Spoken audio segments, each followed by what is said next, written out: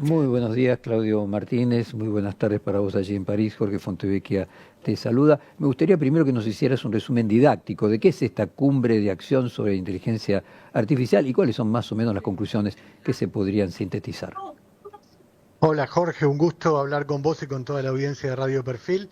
Mira, lo que está pasando aquí en país es muy interesante porque no solo se está desarrollando la cumbre oficial convocada por el gobierno francés y el gobierno de la India de acción sobre la inteligencia artificial, sino que al mismo tiempo y a muy poquitas cuadras, a 5 cuadras, en la Place de la Concorde, en el Teatro de la Concordia más concretamente, se está desarrollando una contracumbre convocada por el filósofo Eric Sadin. Una contracumbre que trata de darle voz a los que Sadin considera las víctimas de la inteligencia artificial.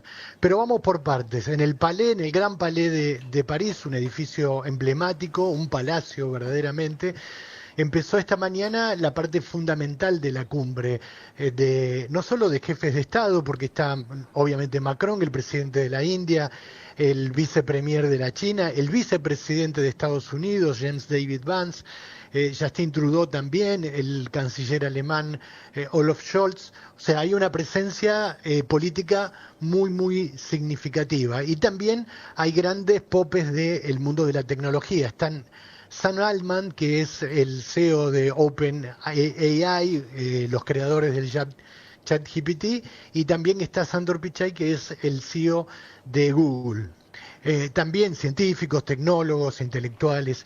Y la cumbre oficial que empezó esta mañana se desarrolla sobre 5 ejes. El primer eje tiene que ver con la búsqueda de una inteligencia artificial de servicio público, o sea, la búsqueda de una inteligencia artificial que esté más cerca de la gente y menos de las corporaciones.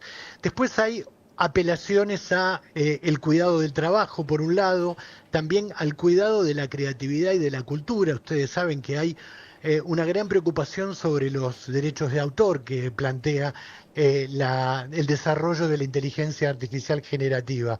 El cuarto punto tiene que ver con la búsqueda de una mayor seguridad en el uso de la inteligencia artificial para darle más confianza al público usuario. Y el último, que creo que va a ser parte de la declaración final que van a firmar mañana los mandatarios de todos los países que te mencioné, tiene que ver con crear un sistema de gobernanza global sobre la inteligencia artificial. ¿Qué quiere decir esto?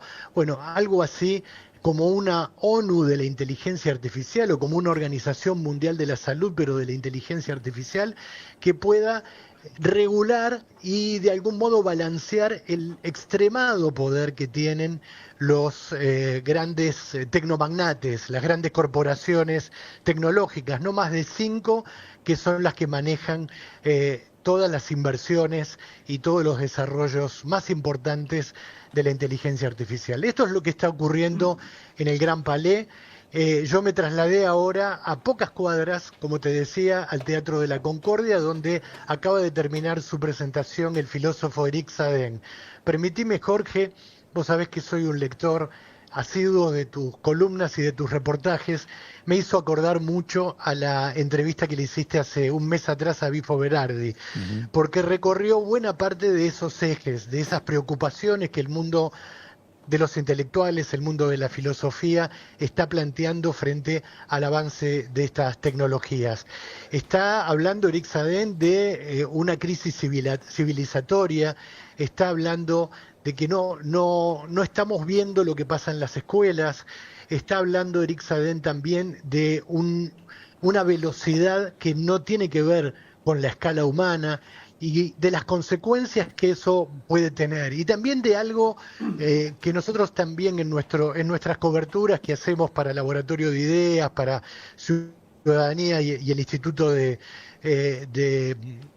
Promoción Digital, lo que buscamos es hablar de la delegación cognitiva.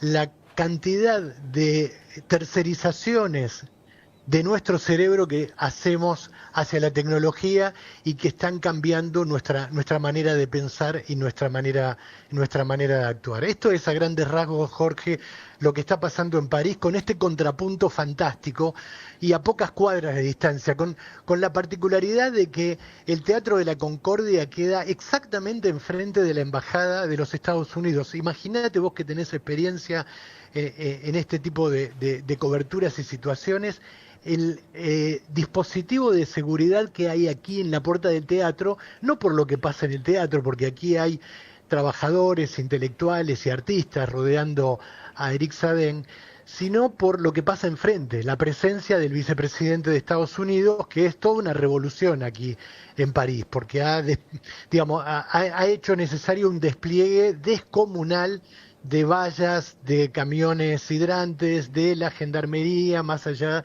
de los servicios secretos que están custodiando al segundo de Donald Trump que llegó esta mañana a París. Claudio, ¿y cuántos días llevas allí en París? Yo llegué el jueves a la tarde, porque las primeras reuniones, jueves y viernes, fueron del mundo de la ciencia. En el Instituto Politécnico de París se reunieron científicos y tecnólogos para hablar sobre la inteligencia artificial y para mostrar algunos desarrollos. Acá en Francia, más allá de que Europa en general viene corriendo de atrás de Estados Unidos y de China en estas nuevas tecnologías, se ha hecho una inversión impresionante en los últimos 5 años. En el último lustro, Francia invirtió 2,5 billones de euros en desarrollos, digo la inversión pública, ¿no? Solo la inversión pública, 2,5 billones de euros en desarrollos de inteligencia artificial. Eso es lo que se vio, digamos, el resultado de eso es lo que se vio en el Instituto Politécnico de París entre jueves y viernes. El fin de semana fue consagrado en espacios públicos, por ejemplo en la Biblioteca Nacional François Mitterrand hubo un encuentro de proyectos culturales vinculados con la inteligencia artificial, donde hemos visto cosas maravillosas. Perdón, Claudio, yo te preguntaba cuántos días llevabas en París para pedirte una visión de lo que ves en la prensa y en los medios franceses de la opinión sobre Trump, a ver si es tan distinta de la nuestra aquí en la Argentina.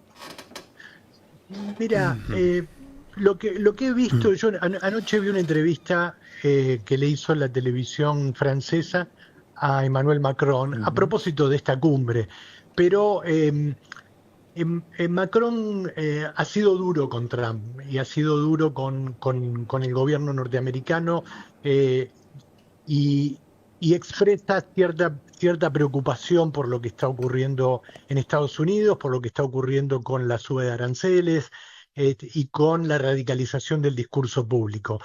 No tengo que decirte a vos, Jorge, que los europeos y en particular los franceses y muy en particular Emmanuel Macron son el extremo de la corrección política. La percepción que uno tiene, y esto corre absolutamente por mi cuenta, es que como muchas veces en el plano de las declaraciones se recurre a la corrección política, pero después a la hora de sentarse a negociar es otro el vínculo que finalmente Europa y en particular Francia establece con Estados Unidos. Quiero decir, hay críticas sobre los modos, las maneras que presidentes como Donald Trump adoptan en determinados momentos, pero después el encolumnamiento es muy automático, ¿no? Vamos a ver qué pasa. Obviamente el planteo general que hace el gobierno de Donald Trump es revulsivo en cuanto a la cultura política francesa, pero veremos con el tiempo cómo se acomoda ese vínculo. Hola Claudio, ¿qué tal? Buen día. Te escuchaba con atención lo que contabas, ¿no? En este debate parisino de alcance global sobre el futuro de la inteligencia artificial y quería preguntarte, ¿quién va a regular este negocio? Porque hasta el año pasado las únicas señales para regularlo, en el caso de la Unión Europea, el debate de una nueva legislación y en el Estados Unidos de Joe Biden, bueno, estaban impulsando también regulaciones para controlar los usos. Algo que también pasa aquí en la Argentina, hasta ahora no han pasado a niveles de proyectos en el Congreso de la Nación. Ahora quería preguntarte, ¿Cuál es el escenario que se viene con un Donald Trump que posiblemente no tenga en cuenta ninguna regulación ni control para la aplicación de la inteligencia artificial y la foto de la Unión Europea que avanza con esas regulaciones? ¿Se va a poder regular y controlar la inteligencia artificial o estamos con un tema que finalmente tiene final abierto? Creo que tiene final abierto porque me parece que con Trump en el gobierno y Elon Musk en el poder, apelando a un viejo eslogan de la política argentina, me parece difícil que el plan de regulaciones pueda avanzar. Acá se habla, y decía hace unos minutos, que muy probablemente en una declaración que podríamos estar escribiendo ahora ustedes y yo, porque es muy previsible, los presidentes de los países que participan van a proponer algo así como una gobernanza global para la inteligencia artificial, o sea, un sistema de regulaciones que ponga determinados límites, o sea, que le ofrezca a los usuarios, a las personas, ciertos resguardos frente a este avance, no solo en términos laborales, en términos educativos, sociales, económicos. La privacidad. La privacidad, etcétera. Eso es lo que seguramente mañana, cuando salga la declaración final, vamos a leer en todo el mundo. A mí, permitime que sea escéptico con relación, no con relación a la declaración en sí, sino a las consecuencias o a la viabilidad de que haya una gobernanza global. Es muy complejo porque el mundo digital no reconoce fronteras. Uh-huh. Y si la primera potencia mundial, Estados Unidos, decide seguir avanzando en estos proyectos sin que exista una regulación pública, sin que exista una mirada que de algún modo balancee los proyectos que desarrollan los megamagnates, me parece complicado que en otros lugares del mundo esto se logre implementar.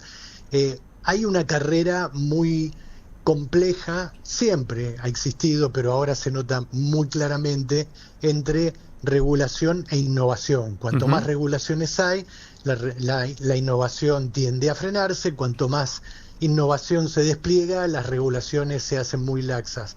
Creo que el balance entre esos dos términos, innovación y regulación, es la clave.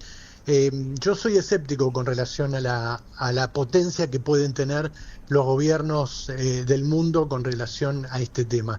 Y la verdad es que es muy inquietante lo que está pasando, y por ahí nosotros tenemos la tendencia a quedarnos con las dificultades que produce en el mundo laboral, los empleos que se pierden.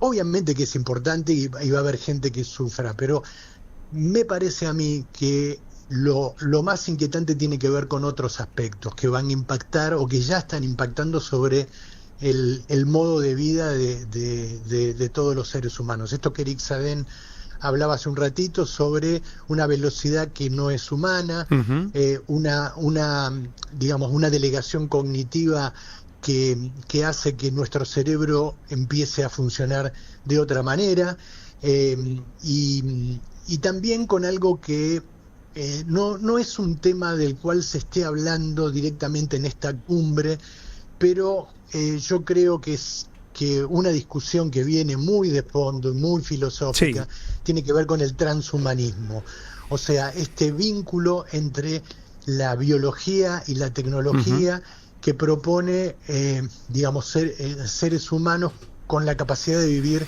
por ejemplo, 200 años. Isaac Asimov no lo podría creer, ¿no? No lo podría creer. Lo cual el horizonte de una longevidad tan prolongada nos enfrenta a cuestiones filosóficas profundas, digamos. ¿Cómo vamos a vivir si vivimos 200 años? Los futuristas y muchos de los tecnólogos que están trabajando en las grandes empresas dicen que la persona que va a vivir 150 años ya nació, ya está entre nosotros. Y ahí se abren varias preguntas, preguntas que tienen que ver con lo económico, con lo social. ¿Quiénes van a ser los que van a vivir 150 años? Sam Altman, Elon Musk, la familia de Donald Trump, los mega ricos del mundo, y el resto estará condenado a a tener una vida en los términos en los que siempre lo tuvimos? Esa es una pregunta. Y la otra, si ustedes me permiten, en un ensayo filosófico que les pido permiso, no me corresponde, pero digamos, filosófico y casi poético, ¿qué sentido tiene la vida sin el horizonte de la muerte? Pero bueno, son preguntas que me parece que la humanidad va a empezar a hacerse con mucha más frecuencia en el próximo tiempo, porque esos horizontes se están adelantando a pasos agigantados. Claudio Jorge Fontevecchia, nuevamente, muchísimas gracias por tu tiempo para con nosotros. Buen regreso de París y nos mantenemos en contacto como siempre. Gran abrazo para vos, para tu equipo y para toda la audiencia de Radio Perfil. Acabamos de hablar con Claudio Martínez.